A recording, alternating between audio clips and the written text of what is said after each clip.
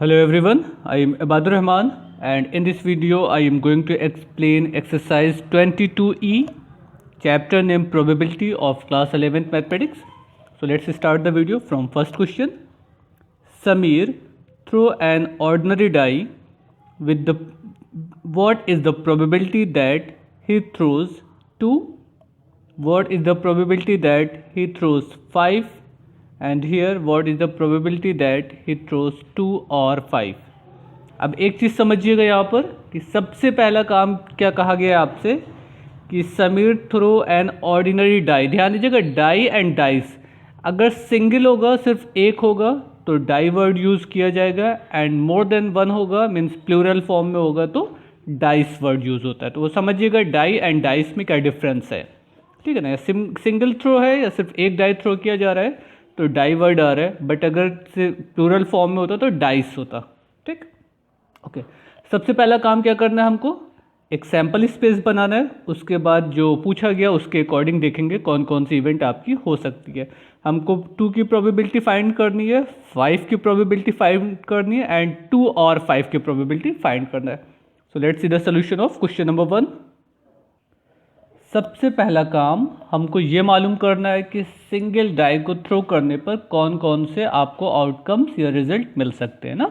तो वो sample space आपको बन जाएगा। आपको क्या क्या रिजल्ट मिल सकता है, 1 2 3 4 5 और 6, इसमें से कोई एक नंबर भी आपका एज ए आउटकम्स मिल सकता है।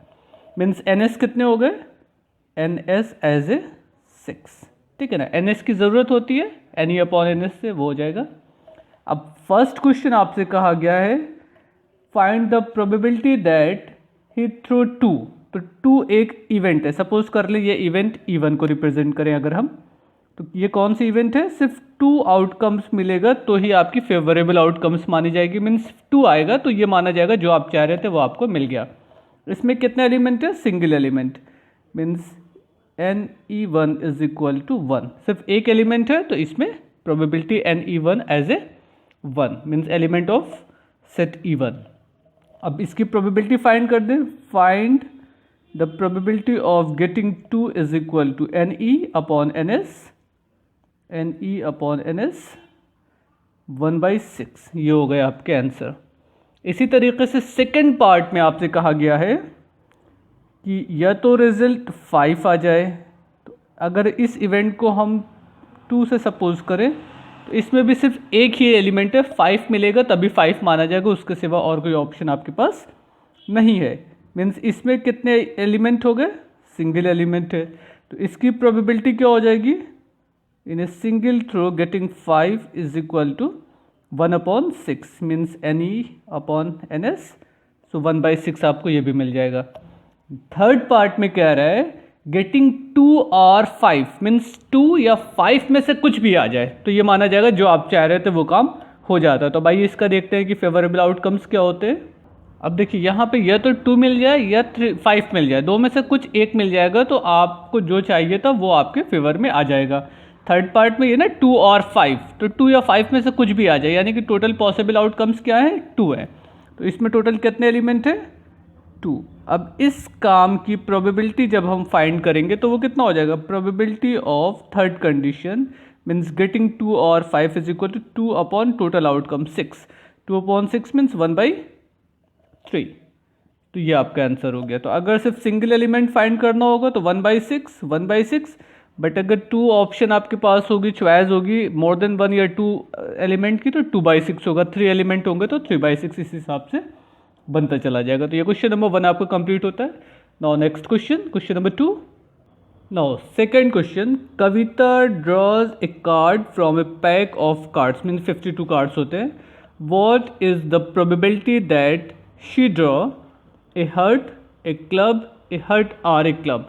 तो सबसे पहला काम इस क्वेश्चन को सॉल्व करने से पहले आप लोगों को ये आइडिया होना चाहिए कि प्लेइंग कार्ड्स में कौन कौन से कार्ड्स होते हैं और उनका नाम क्या है, उनका शेप क्या है, उनका कलर क्या है, कितने पे नंबर होंगे, कितने पे फोटोग्राफ होंगे, सारी चीज़ें आपको क्लियर होंगी तभी आप कार्ड्स के क्वेश्चन सॉल्व कर सकते हैं। तो इसके लिए बेस्ट ये है कि क्लास 10th की जो प्रोबेबिलिटी है उसके वीडियो का डिस्क्रिप्शन में लिंक दे देंगे, आप वहाँ से देख लीजिएगा।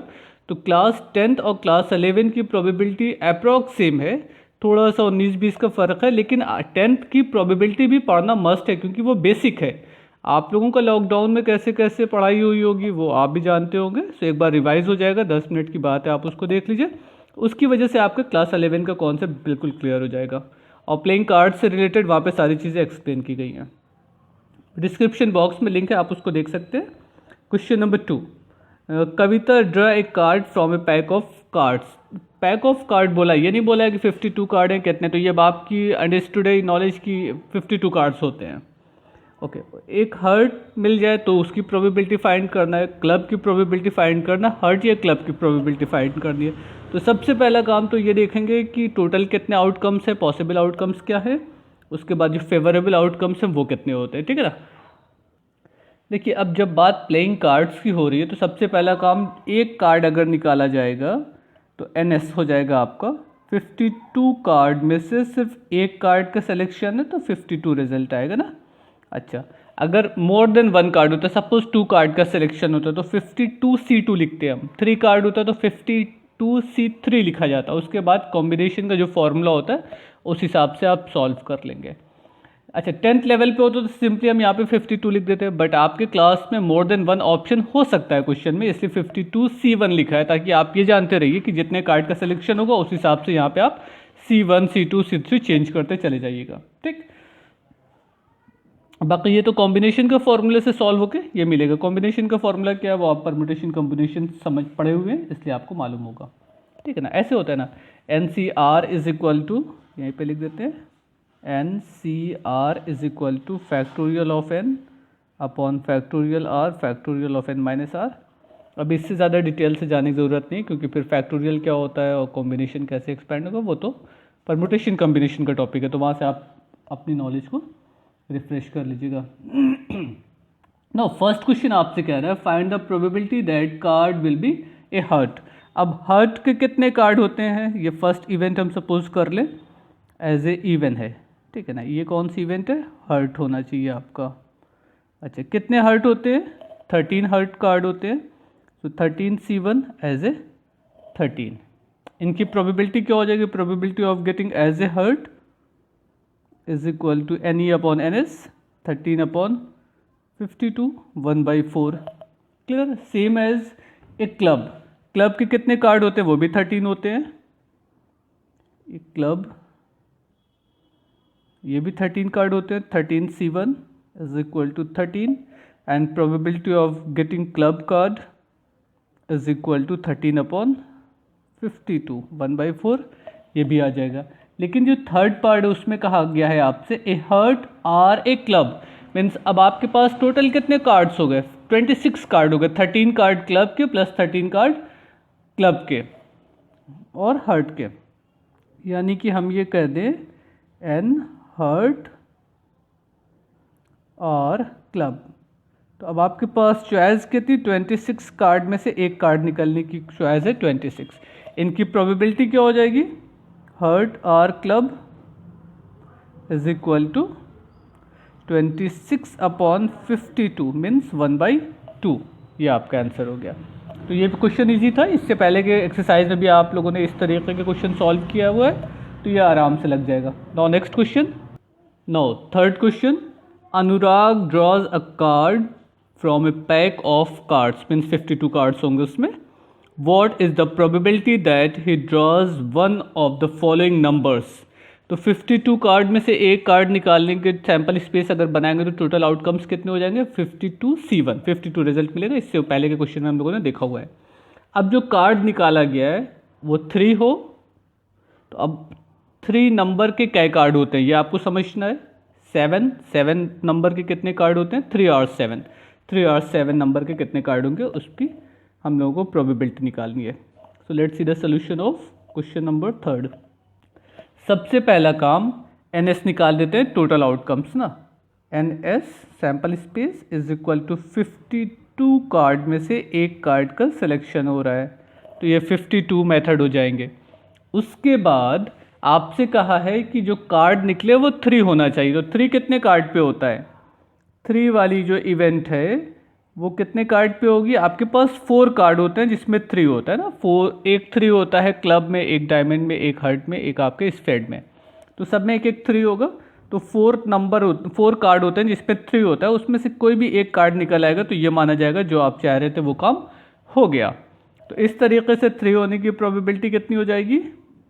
4/52 मीन्स 1/13। इसी तरीके से ये सपोज कर लें फर्स्ट पार्ट था, ये सेकेंड पार्ट है आपका। उसमें कहा गया 7 होने की प्रोबेबिलिटी कितनी होगी?